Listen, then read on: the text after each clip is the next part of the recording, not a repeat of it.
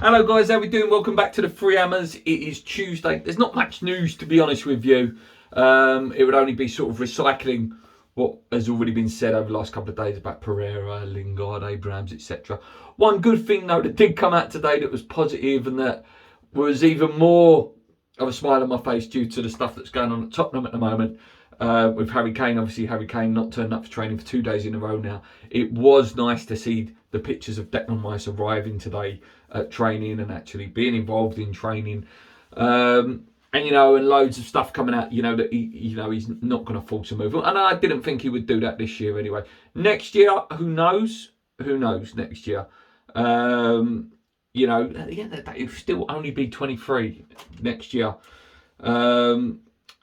And who knows what's going to happen with the Jack Grealish deal as well. If Jack Grealish doesn't go to Manchester City, this could set a new precedent of, players staying at clubs for a while and, trying to do it.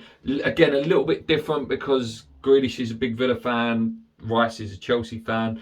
Matt Law, the famous guy who was convinced that Declan Rice was trying to force a move out of the club, made to eat his words a little bit today.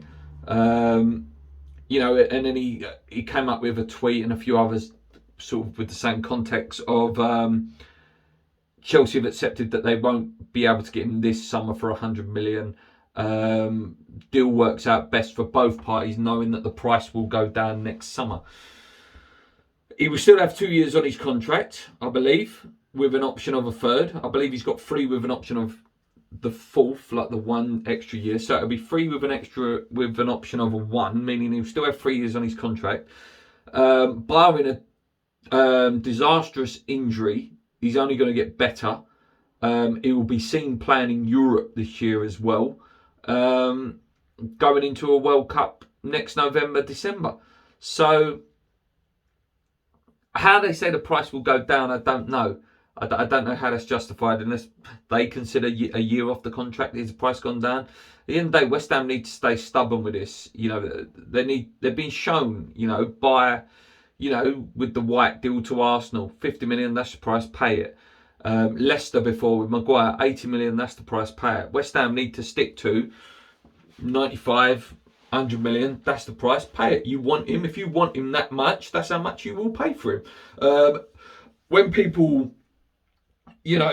tout out, is a player worth 100 million? No. Is Rice worth 100 million to West Ham? Yes. Is Grealish worth 100 million to Aston Villa? Yes. Is Harry Kane worth 120 million, 130 million, whatever the price they've put on him? Yes, he is. Are we going to go, even with 100 million, are we going to go and get someone probably as good as Rice again? Probably not for a while. Don't get me wrong, 100 million would sort us out. We'd be able to buy 3 very good players, but we would be down a world-class player in Rice. So, listen, I hope he stays beyond this season. It's down to us, really. It's down to the board to buy the players. And, if we go and buy a Pereira and a striker and a centre-back, all of a sudden you're looking at the team in a different light than you are currently. Given the contract he wants, give him that bit of money. Show him, look, we love you, we want you to stay. Show Soufal, show Soucek, etc. Show these players. And who knows, if a takeover is to come, who's to say that he will go next summer?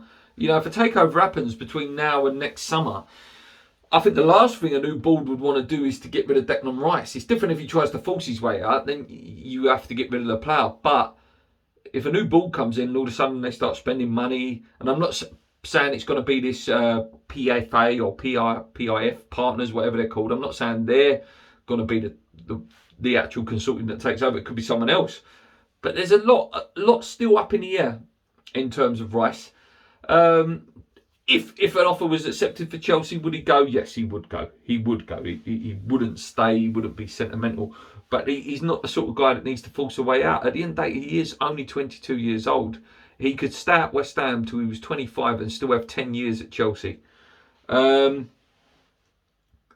but it's good news to see him back, though. It is, it just eases that, it just relaxes that tension a little bit. I'll tell you what, though, if it is his last season, it's not going to be an emotional one, that last game of the season, isn't it? You're going to be saying goodbye to Mark Noble and Declan Rice at the same time. I don't think I can handle that emotionally. Let me know what you guys think on that. In terms of rumours, guys, the Milokovic rumours are sort of hotting up a little bit more. Apparently Tottenham started sniffing around him a little bit, and Juventus as well have sniffed around him. So, you know, we need to get a move on with that one. Pereira is what it is. Just, I think it's a case of if you're willing to pay the money, he will come. But we're probably still messing around a little bit with it. One other thing that did come out is, again, if you believe what you read, is about Manchester United looking to raise 100 million. Because there's a couple of players that they're looking to sign, and they've got quite a few players on their transfer list that they're happy to get rid of if bids were to come in. That was Jesse Lingard, I believe Martial was in there. There were some good players on there. So with the Lingard one, although he sort of said what he's said at the moment, again, it does go back to that thing of end of the window, maybe in January, maybe we go in for him again.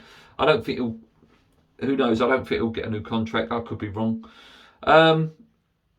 Yeah, that's about it really for today, guys, in terms of news.